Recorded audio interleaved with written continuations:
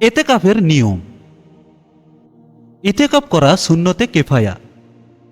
সকলের পক্ষ থেকে একজন আদায় করলে সুন্নত আদায় হয়ে যাবে, আর একজনও না করলে মহল্লার সবাই গুনাহগার হবে। রমজান মাসের 20 তারিখ আসরের নামাজের পর হতে মসজিদে প্রবেশ করতে হয়। 29 বা 30 তারিখ শাওয়ালের চাঁদ দেখার পর মাগরিবের পূর্বে ইতিকাফ শেষ করতে হয়।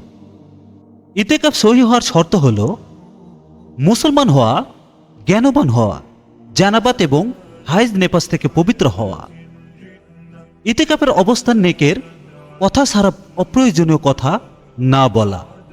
ইতিকাফের অবস্থায় করণীয় হল কুরআন মাজিদ তেলাওয়াত করা, হাদিস পাঠ করা, ইলম শিক্ষা করা ও শিক্ষা দেওয়া, রাসূল সাল্লাল্লাহু আলাইহি ওয়াসাল্লাম ও অন্যান্য নবীর সিরাত পাঠ করা ও ধর্মীয় গ্রন্থাদি লেখা ইত্যাদি।